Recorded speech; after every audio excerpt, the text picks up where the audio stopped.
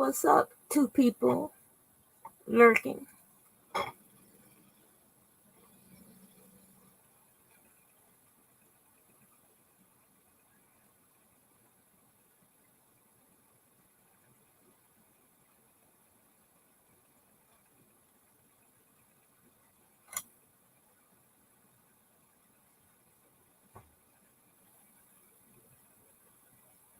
What's up, three people lurking?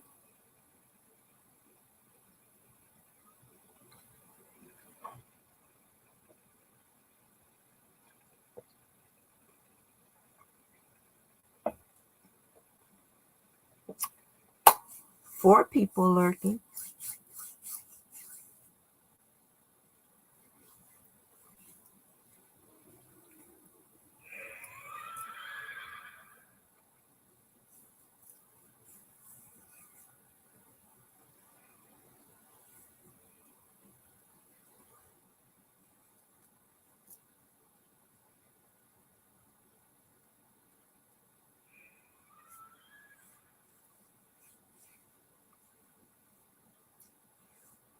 Five people lurking.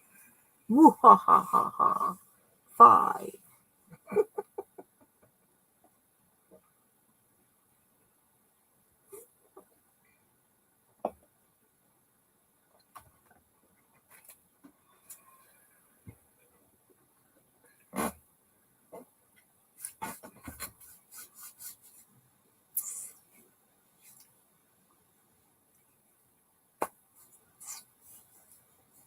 Y'all can't talk.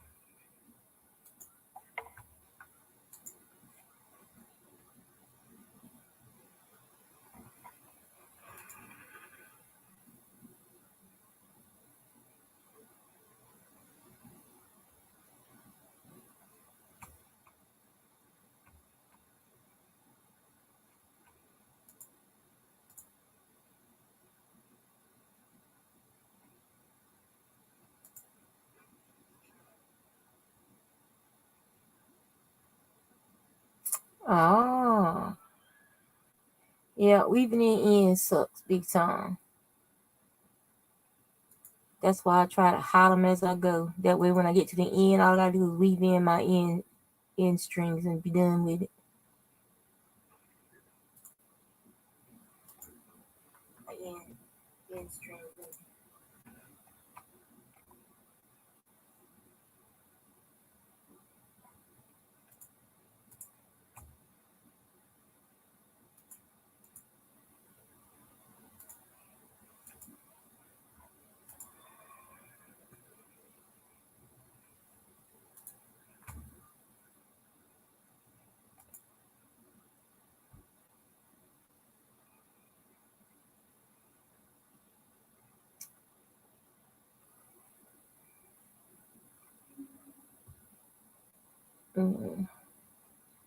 I was hoping we get a few more people.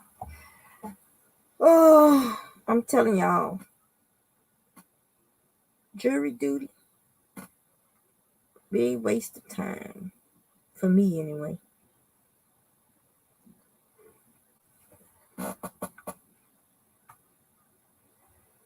So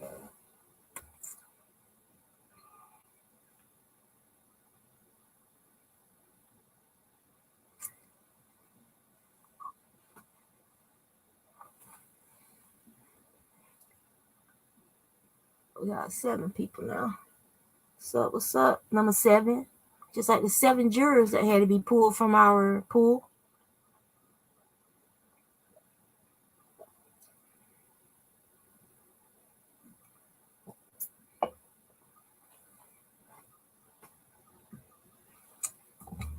More ice.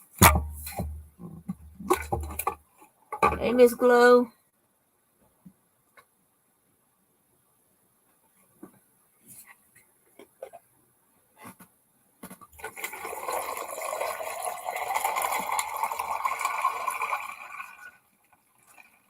So I save these juice bottles and I fill them up with water every day to add more water to my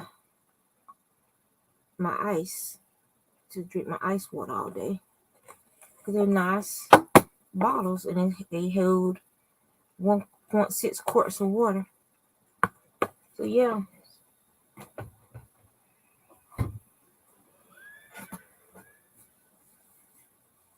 You live in Suffolk, Miss Margaret. I need to write that down. Because it's you and it's somebody else. There's somebody that live in Portsmouth too.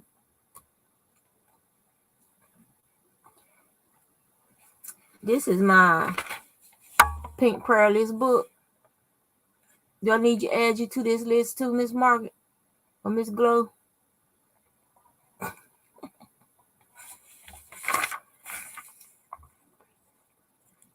Make a little list. VA peeps.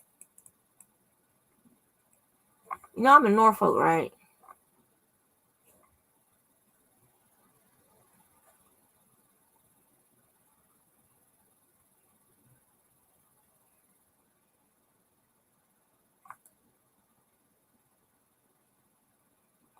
Have you ever been to Yarn for Breakfast, Miss Margaret? Or have you ever joined the knitting, the guild, the knitting guild here in Virginia?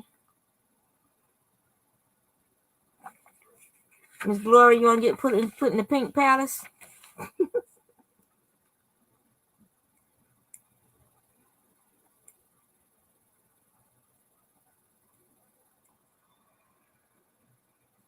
Yeah, I'll add you to the Pink Palace prayer list, Miss Glow.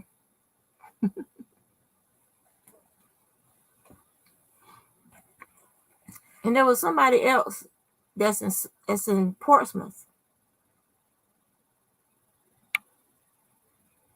And I know Ola Joe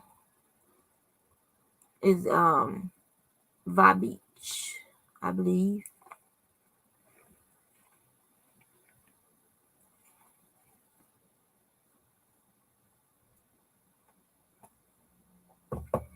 So that's enough for y'all here. We can get started. So I had jury duty today for the first time in my life. The first time they asked me to do jury duty, I got out of it because at the time I was legally blind. For my diabetes, I couldn't see. So that means I can't read. That means no, I'm not the person you want on your jury. So this is like the second time they called me up for jury duty was when COVID had first started. And I had my note from my doctor for me being like type 2 diabetes, high blood pressure and stuff. And so I got out of it because I'm high risk. So this time I didn't get out of it for being high risk. A lot of places are removing the mask, removing the restrictions, the distance restrictions and stuff. But the hospitals are filling back up with COVID people again since they started that mess. Yeah. So yeah, I'm wearing my mask. And so I went over there, and this is my little notes from when I got there. I arrived at the courthouse at 8:21. And went to the jury duty orientation room. So at by 9 o'clock, they still hadn't come and got any of us. So on the television was that renovation show, Married to Real Estate. So while I was sitting there, I took that coffee pattern, from the mosaic crochet that I'm going to be trying to do. And then it's also the coffee from the hats that Crystal Hook That Yarn showed us last night. Hey, Kelly. And so I was like, I could do a sweater with those two designs in there, like a crochet sweater with those two designs in there, or a knit sweater with those two designs in there. And so then while I was sitting there, I started getting hungry, and I started thinking about those corn soup chips my daughter bought me when she went to NecoCon. And so then I started doodling because I was hungry. And so this is what I was doodling. Like, I'm gonna see if my daughter can make me a clay planner that looks like that. She's the artist in our family. So she's gonna pottery class tonight. So I was doodling, and then they finally came out to start the orientation. So I was writing down the notes from what they were saying about where the bathrooms are, the email, the eJury site, if you have any questions, that they're paying us $30 a day, and blah, blah, blah. It could be 6 to 8 weeks before you get your check. And that this today will probably be a half day, and then the rest of the case will probably be done tomorrow if you're one of the jurors call. That this is Thanksgiving so we need to check each day to see if our group number is called up again. And then she'll tell us the days will be off because of Thanksgiving. If we have Thanksgiving plans and you already booked flights and stuff like that, you need to bring proof of that, and then they can schedule you to be absent for those days that might fall onto regular business days for jury duty. And then at 10:35, I'm still doodling. So then after we went through the process of being weeded out, they sent the rest of us, the ones who hadn't been picked for the jury for the case that was being heard today, for the civil case. There was two cases, a civil case and a criminal case. And I was on the civil case side. But they sent us back to the orientation room because they hadn't finished picking the people for the criminal case side. And so we had to wait in there in the event they ran out of people for the criminal case side, and then they would have pulled people from our pool that weren't selected for that criminal case as well. So I was doodling all this in there while we waited to find out if we would have to go into the civil case jury selection process. And we didn't, and they let us go at around, I think it was like 1:25, somewhere around there. They said that, okay, they finished up picking the criminal jurors and we could go home. But to remind us to check today at 5, between 5 and 6, I need to call to see if our numbers have to show up for another jury selection for a different case. And we have to keep doing that all this month, keep calling all this month, and to see if we have to go back to the courthouse to be picked for another jury. So yeah, that was my jury duty experience. And it was like, could I ever get that time back for my life? And the answer to that question is no, but you ask it anyway. So now, on the crochet forefront, I was playing around with some stitches and just playing around this morning while I was waiting for my husband and them to get ready. And this is that I love this cotton from the dollar store. So basically, you start with 6, and then you join it in a circle, and then you do 1 double crochet. You do a V stitch, which is the double crochet, chain 2, double crochet, and then you do another double crochet. All of these in that same circle. So then when you come back, you do your chain 3, and then you do a double crochet in the same chain. And then you do your V stitch, and then you do a double crochet, and then you do another double crochet in that same chain. So you're doing increases on each side of the when your beginning chain and your end chain, you're doing an extra stitch on each side, and that's your increases. So then I got tired of doing that, and I started doing double V stitch, where you do 2 double crochet, chain 2, do double crochet. And then that's when I ran out of yarn on that ball, because it was just like a little partial ball of yarn.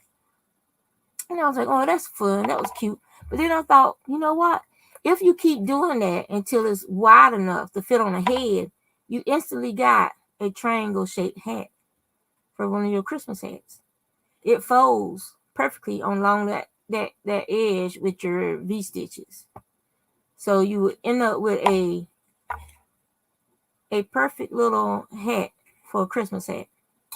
It's perfect for a little kid. Hey, Zach. So I thought that was funny. That's what that looks like if I was a seam down the side, I would have me a little elf Santa hat or elf hat. You can always add some fluff to the end for the white thing and add your little ball, but you just have to make it big enough to fit, big enough to fit a head. It'll be like a little short elf Santa hat. So then I started making a magic pot holder with another ball of this pink cotton yarn that I have. I have like a thing with where I had bought this pink yarn to make stuff with from the dollar store. So I gotta finish making stuff because some of my family members are blessed in the head and they like pink. So yeah, I'll be making some pot holders and dishcloths and stuff to finish using up the rest of this cotton yarn, get it out of my stash. And they can be blessed by themselves. From now on, they'll be getting green or purple. I ain't worried about them. If they don't want it, they ain't got to have it. I don't have to look at pink. That's all I care about.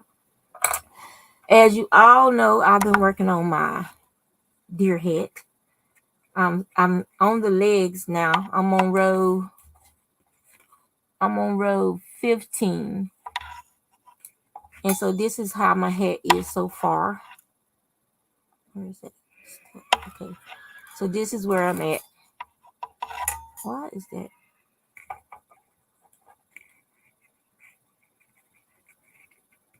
There we go. So that's where I am so far. And you might say, well, that looks kind of small. Well, it's not. It's because I have it on these DPNs. And so it's not stretching out as wide as it can stretch. But trust me, it'll stretch wide enough to fit an adult head once it's off the needles. But that's where I'm at. You can see right here, those are the little legs right there at the bottom of the pattern for my deer hat. So I'm having a lot of fun with this. Can't wait to finish it. Now get to the other thing I'm working on. If you can see this lovely blue yarn I'm spinning. But I wanted to talk to some of y'all new spinners about fiber. Okay? So, sometimes y'all, those of you who are learning to spin, you will get fiber that is what we call compacted. That means sometimes during storage or when during shipping, you like, hey, Simona, you like that sweater idea? That's what I'm saying. That's why I tell people all the time to take a book with them, something they can doodle in. You never know when inspiration might pop into your head, and you can just do a quick doodle. So you can have your little coffee cup up here or tea. You can put coffee or tea down there. I mean, there's free patterns all over the place with this stuff on it, and you can just use the chart, but you could put it on the garment and whatnot, and it's got that little real neckline and stuff. So it's basically a recipe. I've already made one sweater for myself, so I pretty much know how many stitches I need. I would just have to work on the actual charts to get the charts to match up to the numbers on my front panel. Why does your stomach hurt, Zach? You got anything you can take for that? So I was thinking about taking this drop spinner with me, but then I was like, you know what? I don't need nothing being confiscated. So I will leave my precious home. But I had started it off just so in case I was going to take it, I would be ready to spin just to pass the time. Now I regret not taking it because we sat in that daggone orientation room for several hours. But let's get back to compact yarn. All right, so since I got to prepare this to be spun as well, I'm just going to go ahead and show y'all on this. So this is spoken for. And it was in a plastic Ziploc bag. That's how I stored it because it's not been moved that much, touched or anything since I dyed it. And this is acid dyed Falkland fiber. And Falkland fiber isn't a breed. Falkland fiber is is an island, the Falkland Islands. It's an area that this fiber came from. And this is what is called a community pool of wool. It contains merino, pearl, what's the other ones? Several different types of wool are all put into the pool. So you'll have like the white pool, the Morit pool, the brown pools. You have several different pools of yarn where they separate the fleeces, the blacks, which would be natural blacks, which is really a really super, super, super dark brown for most breed of sheep. Now the caracal sheep, the fat, which are the fat tail sheep, they can actually throw a black fleece, which is actually black. But it's gonna come. You're gonna get your fiber. It's either gonna be in a braid or it's gonna be loosely packed. And what you have to do is after you braid it, let me see if it's in it. Is it all right? So on this end, I think. After you unbraid it, no, it's the other end. Give me a second. There we go. So I use like the hand crochet style for mine, so I can just pull it apart like that. It's not the three, but people actually take and braid it like a hair. And so you just go ahead and unpack it, unbraid it, and with top, which is what this is, you can see because it's so thick. But top is made from slivers, which is smaller slivers of woven that come off of the drum carders and it goes into a separate barrel. They usually have anywhere from 3 to 6 barrels, depending on how thick the consumer wants their top to be. So you can see this little area here, like these little thin areas, is where these slivers were combined into this one big roving called top. So there's several. So there's 1, 2, 3, 4, 5, 6, 7. You can see they're split down here. So that's 7. Looks like 9. So there's 9 slivers that make up this one top. And you can actually separate it out. Just pull it all the way apart until you have just a little skinny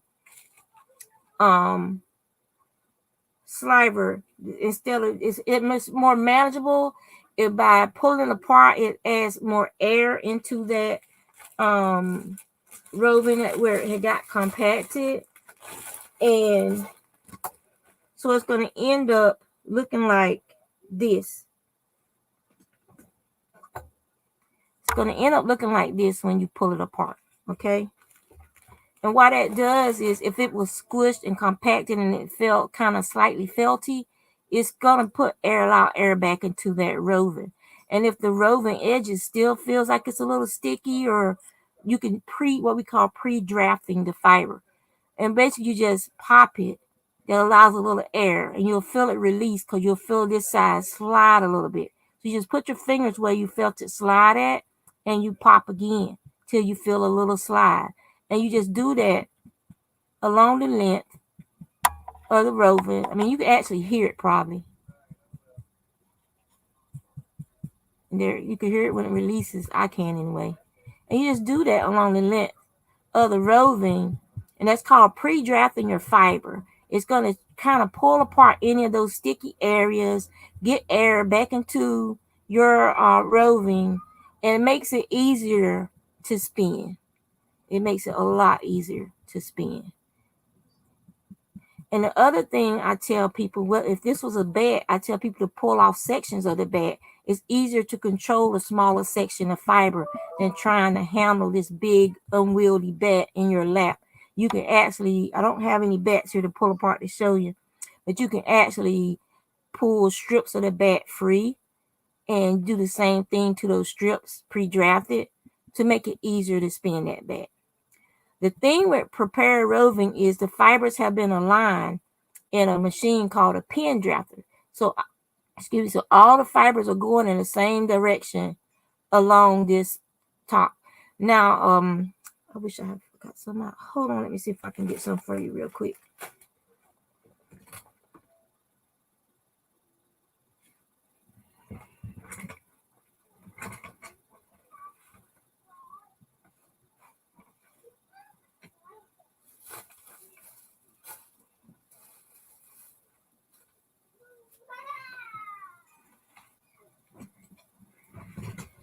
Now, this fiber hasn't gone through a pin drafter. This is a sliver that came straight off of the drum carder. And as you can see, these fibers are not aligned. You can see fibers going all kinds of directions. This is how I prefer my preparation. When I send fiber off to the mill, it comes back to me like this. The reason I like spinning it like this is I end up with a little bit of a halo on the fiber that I'm spinning. That fiber also wraps around. I spin worsted, so it wraps around when you're spinning, it wraps around better, basically locking itself in. So you get and I can spin thinner, and you get a nice compact thread, so to speak, of yarn. And then when I wash and thread it, it'll put a little bit of air back in it, but for the most part, you'll get a true grist from your spin. And by grist, I mean the thickness of the yarn. It won't be all fluffy and like a worsted, like a not a worsted. What's the word I'm looking for, Simona? Dang on it. I can't think of the word because I don't spin like that. When you spin worsted, you're trying to get as much of the air out of the finished yarn as possible. The other way, you want as much air as possible in the finished preparation. And the word is, for some reason, not popping into my head right now. And it's going to drive me nuts. But, out. Close the door. Close the door. Thank you. Go to Grandpa. Woolen. That's the word, woolen. So, when you're spinning a woolen fiber, you want as much air in that fiber as possible.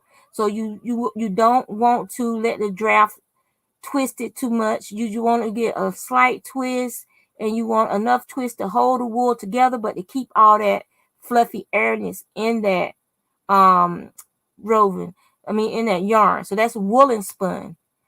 I spin worsted. I prefer to spin worsted because in my mind, I'm not wasting my fiber. That's just how my mind thinks. Okay, so that is one of the ways that I pre-draft my fiber. Now you can also pre-draft the fiber, which is the inchworm technique, by just gently pulling the fibers until they start to slide, and you just keep doing that. It takes a little bit longer, but you can also pre-draft fiber like that as well. Just gently pulling just until it starts to slide, and move your hand to where you saw it sliding, and you just keep doing that. And that's also a way to pre-draft your fiber, which will help it spin better. So that's two of the things I wanted to talk about about pre-drafting your fiber, about separating these big hunks of roving into more manageable pieces. And even if you don't want to separate out the different slivers, you can pull this apart into a smaller section. I will spin from this more airy section down into this area. And that way you don't have this huge long braid sitting around in your lap, getting in your way, frustrating you. You always want to make it manageable, fun, and easy. You don't want to make the process harder on yourself. There is no reason whatsoever you should have a 4 to 6 foot length of roving laying in your lap or sitting on the floor or here, there, everywhere, over your shoulder, all over the place. This is how you make your roving more manageable, so it's easy for you to spin it until you get comfortable with spinning it. And until like you want to do it just for the sake of doing it. For me, easier and smarter is always faster because you can get through the yarn faster if you break it down. You can also separate out the colors. Let's say this was like multicolored yarn. Let's say this part was blue, this part was green, this part was yellow, and you want to spin it in a specific order. Then you can actually take and pull that apart, and pull those sections apart, and then just spin those colors if you wanted to.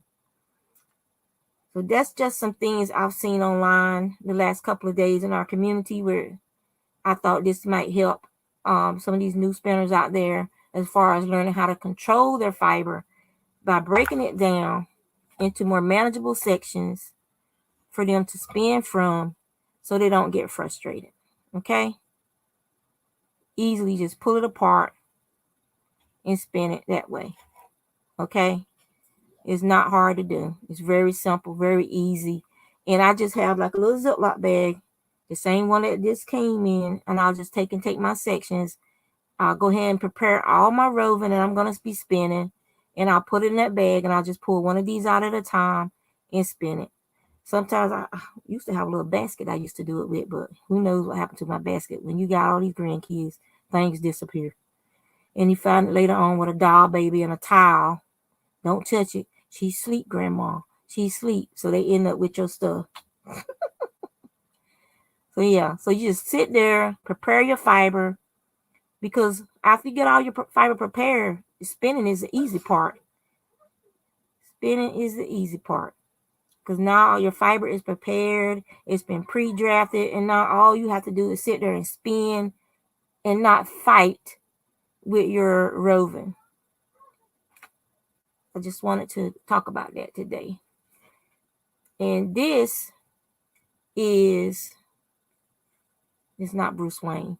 This is some a sheep named Wookie that I got from Walks Far Acres Farms in Maryland Sheep and Wool. And this was her fiber. She was North something Cheviot, North Country Cheviot, and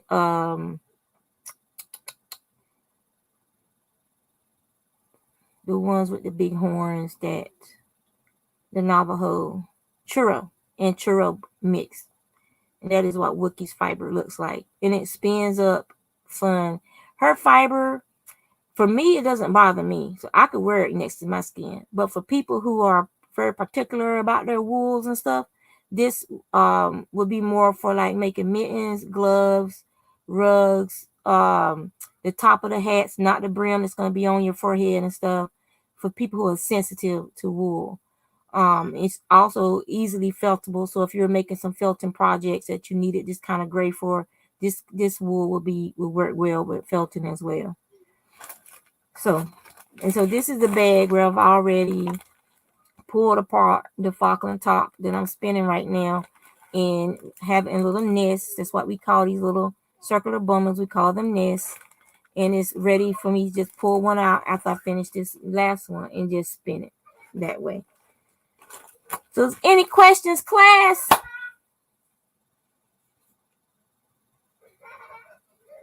Yeah, you can hear my granddaughter and my husband being noisy. I don't have no peace lately. No peace.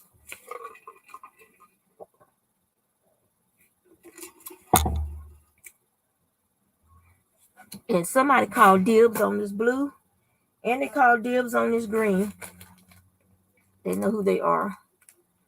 So I'm spinning the blue, and it's spinning up so beautifully. These colors are great. Let's see if I can get this camera down so y'all can see my feet in my Christmas socks. All right.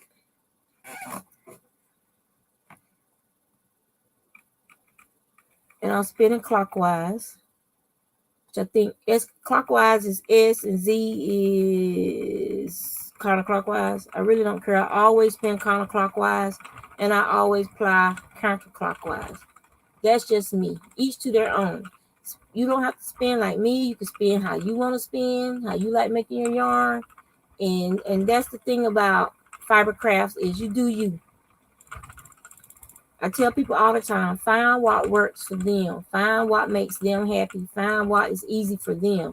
You could spin Z twist wise and ply S twist wise. It's up to you. It's up to you. Yes, ma'am, I dyed this. I did. And the green. Did some resist dyeing on it. That's why they're so let me see. That's why you see so many white areas. We put some knots in there to resist dye.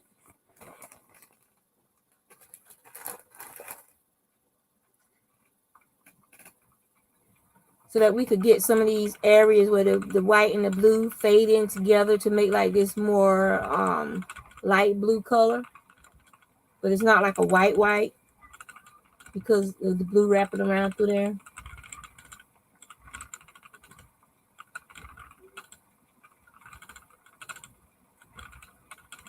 All right, so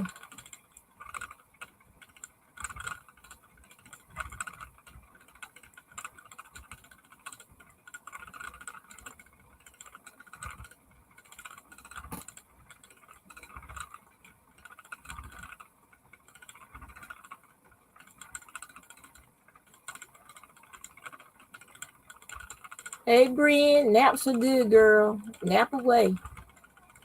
Hey, MOB. Crystal, you didn't email me.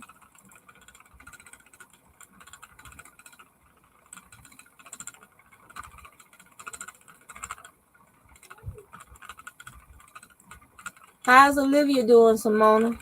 I saw her modeling some stuff.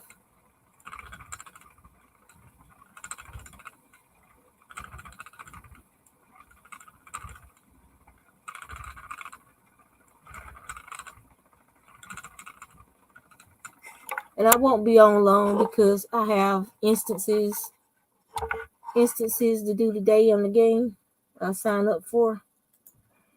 So I'm not going to be on that long.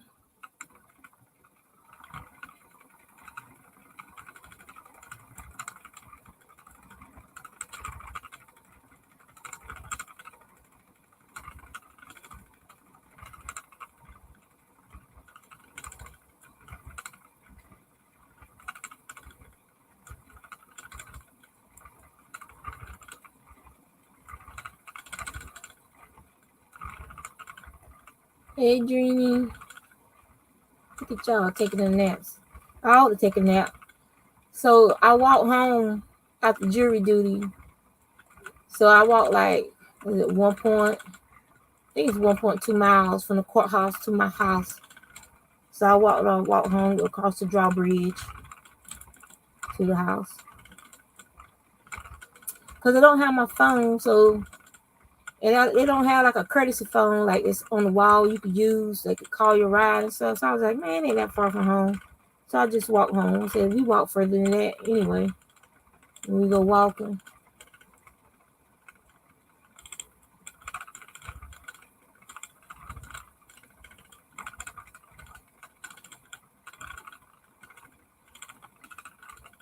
Did you finish those shoes, Dreamy?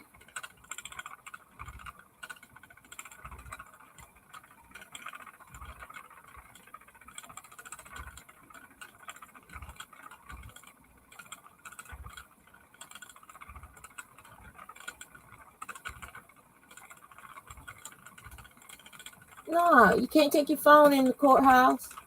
And since my husband dropped me off, I left it at the house. It's here. It's right here beside me. And I won't fit to pay for no locker to put it in because I would have forgot it and it would still be there at the courthouse. So I just left it home.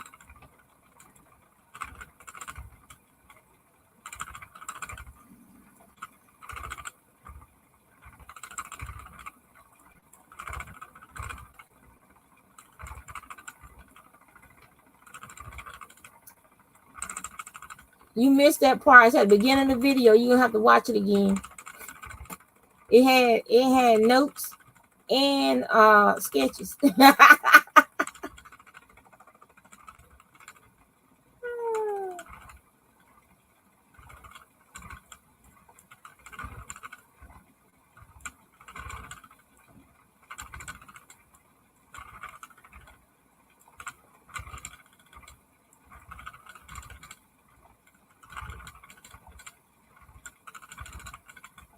Yep, you need to watch the replay.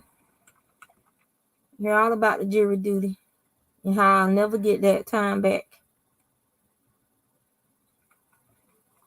But I did meet a hooker in the courtroom.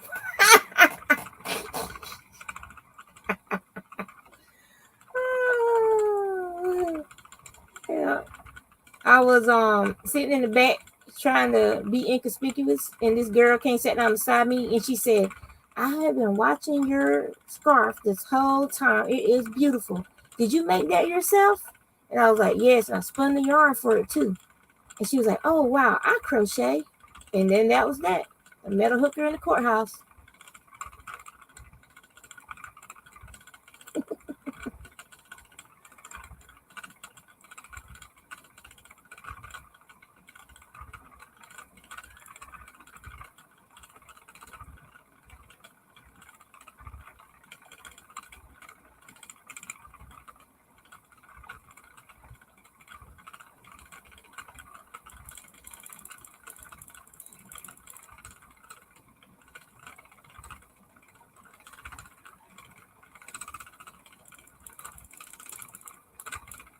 Yeah, it was this one. The what did I do with it? Is it hanging open? I think it's hanging up, or it's on the ironing board. Probably dropped it on the ironing board. You know the one I showed you before that's the different colors. That one. I was wearing that one. I think it's outside the room on the ironing board.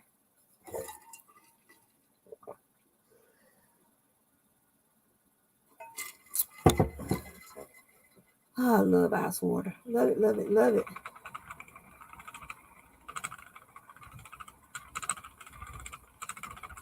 Oh, okay. Yeah, but did you finish those shoes? No, not yet. Oh, okay, I see that now.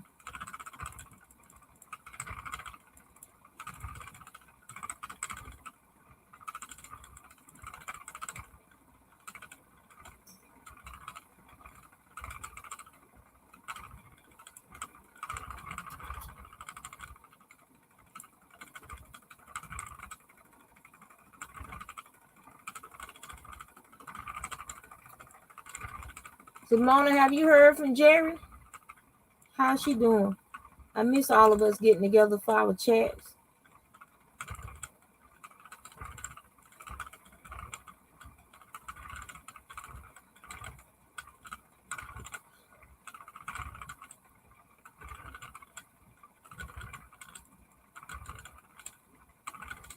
But as you can see, it's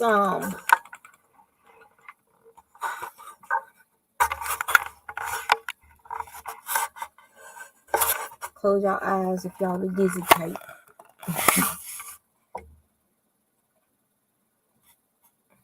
As you can see, it's how easily this is sliding. It's not, there's no struggle. That's what pre-drafting does for you. She's gonna do that Lenny Kravitz scarf on a loom. One of those rectangular looms for Sunita.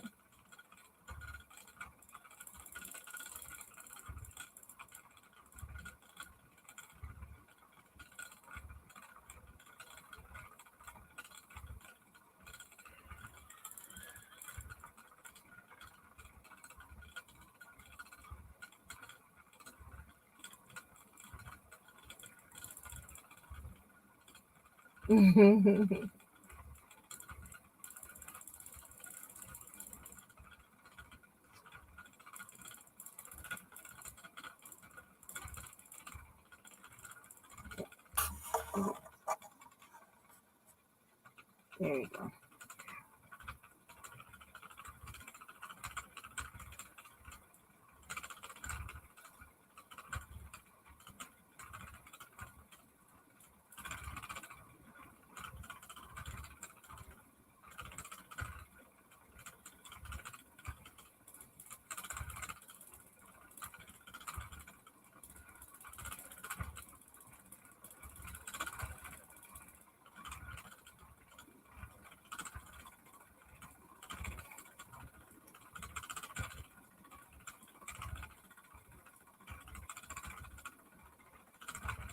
So anybody got any questions? If not, I'm probably gonna be getting off soon. Oh yeah. Go ahead.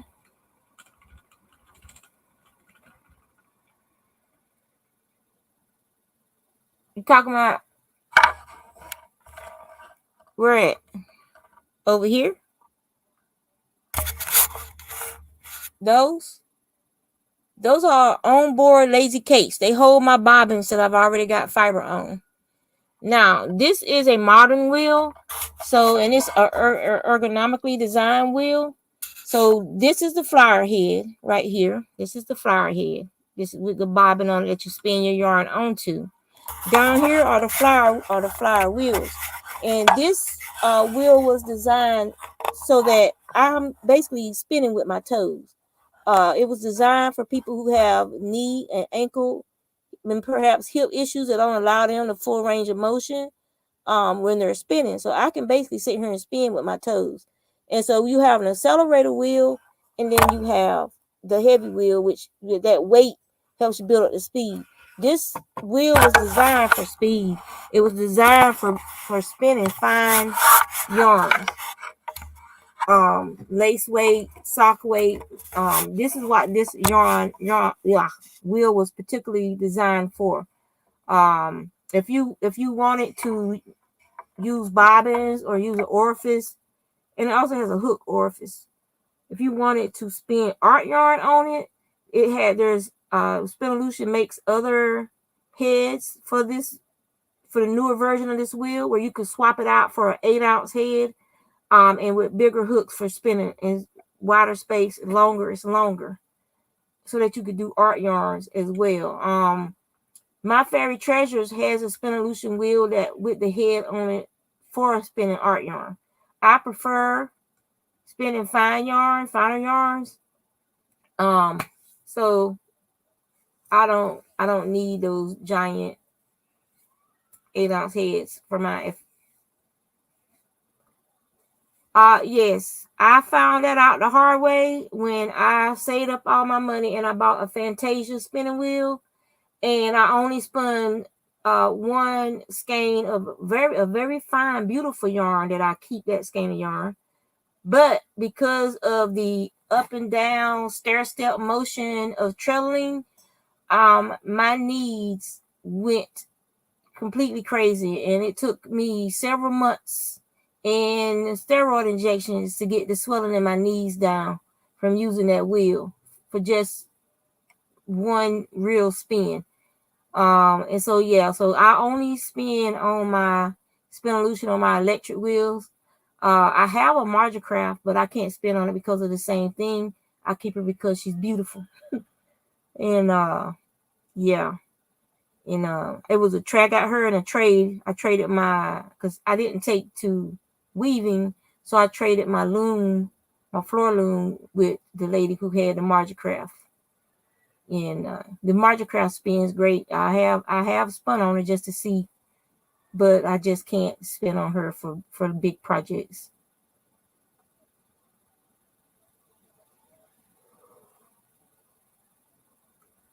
Definitely, because all I'm doing is, you can see, I'm just spinning with the tip of my toes, and that's how smooth it spins. And granted, my wheels is getting a little noisy because I need to send her in to get her updated. I want to update her so that she can use the auto winder that they designed for the Spinolution wheels. Yep, just spinning with my toes. I won't end up with, I prefer the double treadle style wheels because I don't want we call it the Popeye leg, where you're using that one leg all the time to spin. You get that big muscle on just one leg. So I prefer the double treadle.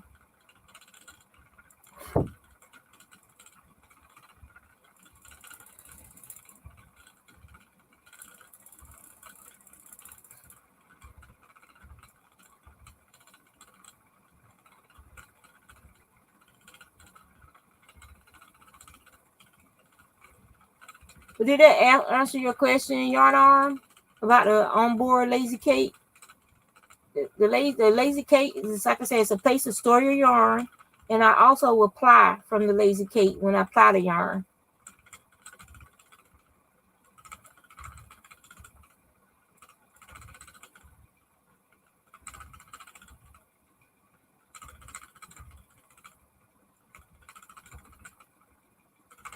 I can actually show you that too. Hold on.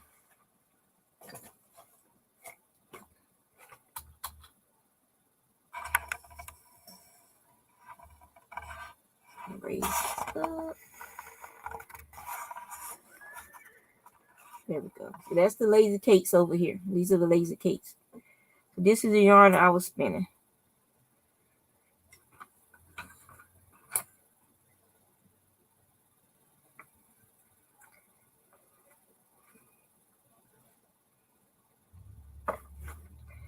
So this is the bobbin that I was plying onto. I'm just going to take it off.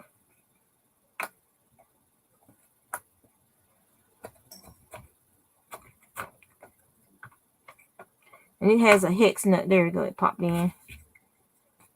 And bring my yarn around that I'm plying. There we go. Pop this back on. Being stubborn. There we go. All right. So this is the full bobbin that I'm going to be plying from. And I saved my loop up there. It's hard to see because it's a fine yarn, but this is the loop that you're basically your chain plying. Like if you ever played with yarn, making the loops on it for chaining it like that, it makes one strand into 3. So you're making one strand of yarn into 3 strands of yarn. And then you add twists. And like I said, I ply counterclockwise, so my wheel has to go that way. And so you're adding twists.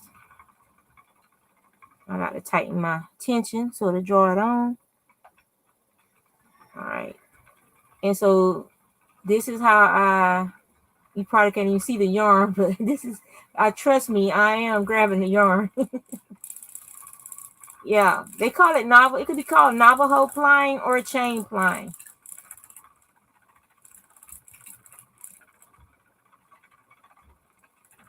And so I'm taking one strand of yarn and I'm turning it into 3, so a 3-ply. And I prefer the 3-ply because it's rounder than a 2-ply. I will do a 2-ply if somebody requests it, especially if they're going to be doing lace work. The slightly flat roundness of a 2-ply gives you like sometimes a greater stitch definition with lace work. The more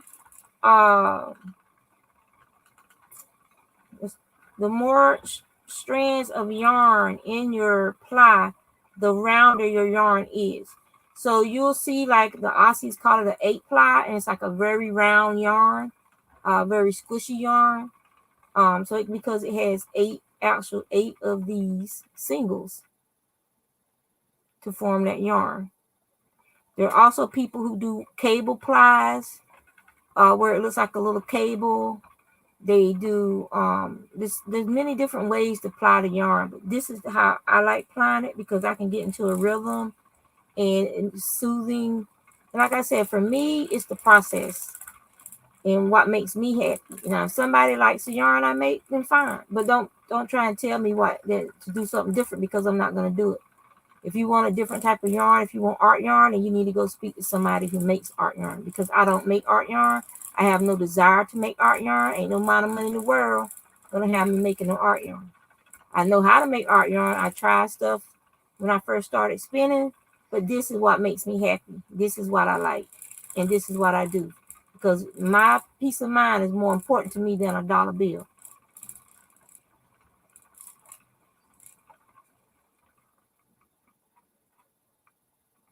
Now, I'll tell people all the time, you should go see this person or you should go see that person.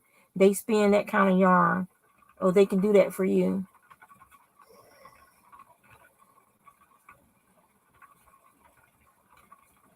When I fill up my bobbin and I can't put any more yarn on it, like see how full that is? The reason why it's not like at the very edge anymore is because I've been plying off the bobbin. When I can't get any more yarn on a bobbin, it's time for me to ply that bobbin up.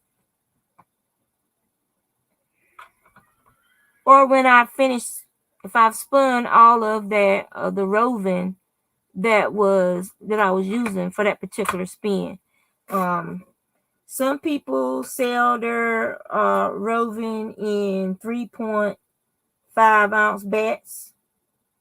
Most people do 4 ounces, 100 grams. When I sell roving, I always sell a little more than what they paid for because I don't believe in cutting. The first yarn wool that I bought was from Colonial. It was like a company called Colonial Wool, and they will actually cut the roving.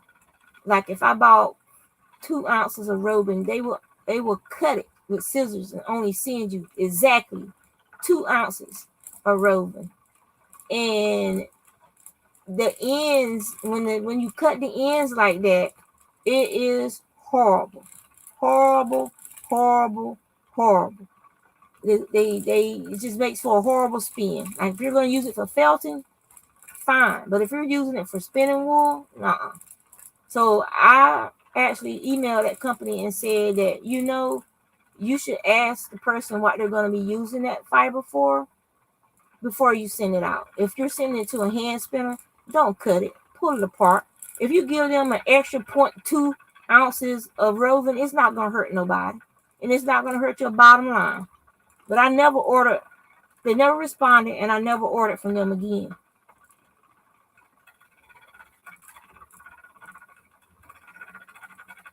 So she's chirping. Okay, so, and then I would just keep moving my pegs and plying until I fill this bobbin up. And this is gonna, because that bobbin is so full, I'm gonna have this is acrylic. This is the lot that Hobby Lobby that I showed y'all in an earlier chat. That Hobby Lobby what is it called?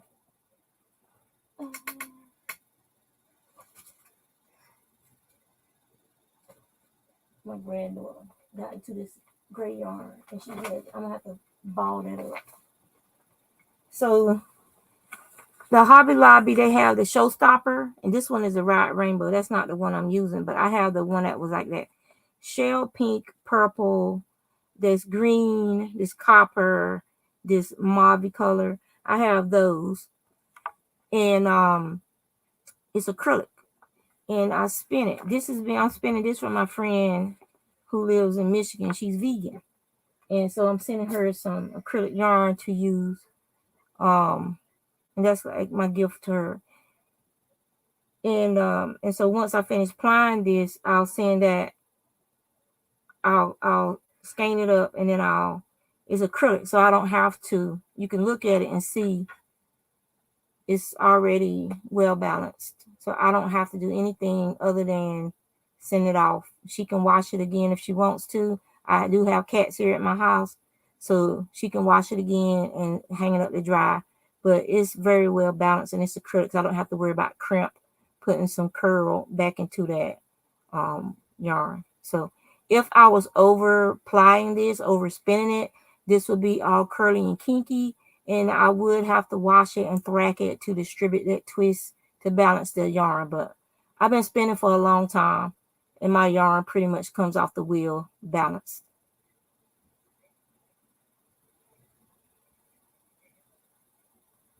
Okay, Crystal. No, I'm telling you, I'll show you on this little bit of sample because I can always send it to somebody who's a felter that we know. I'm gonna show you what it looks like. So let's say this is some roving that you're buying for somebody, and they cut it. Just like getting a haircut, right? Now that it's just as straight as it can be.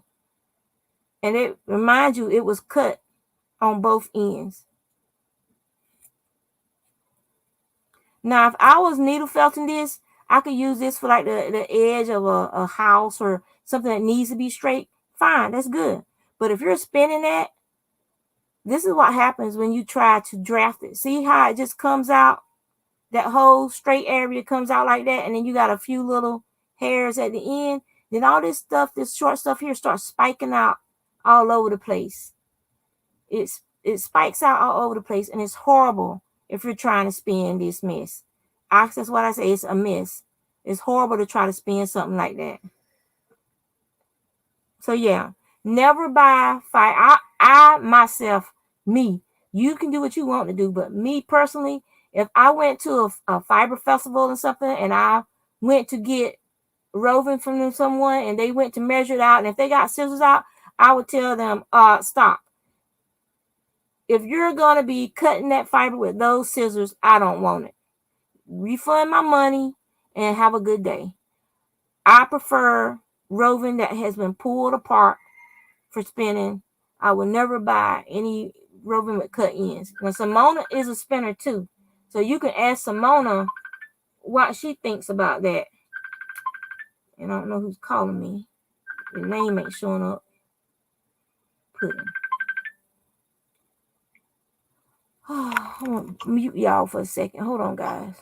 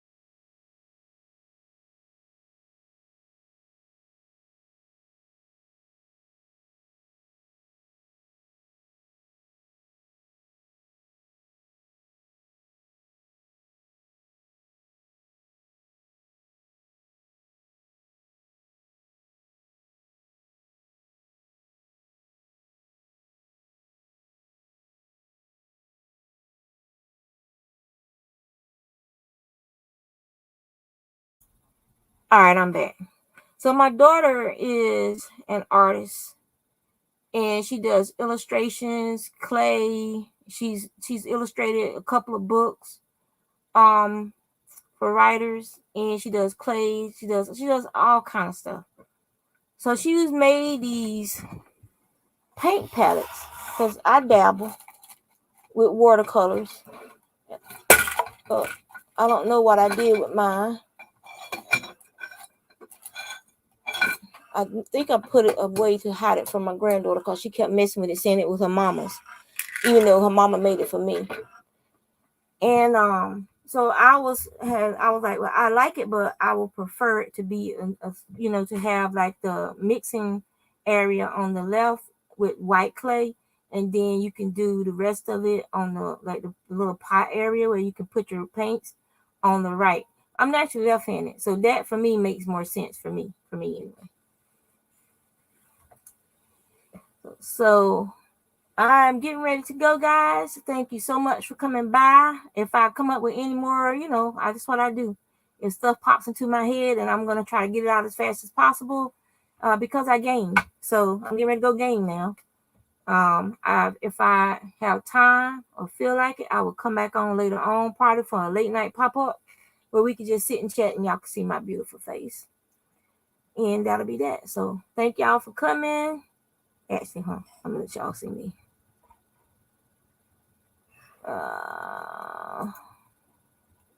Camera.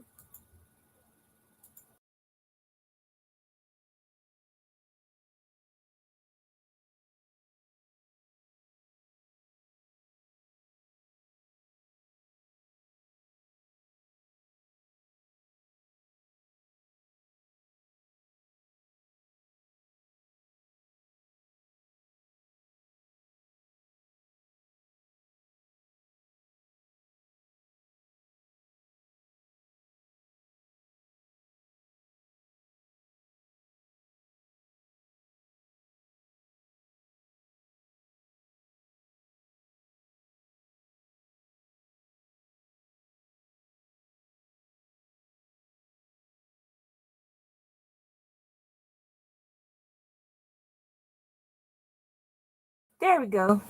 Hey, and bye. See y'all.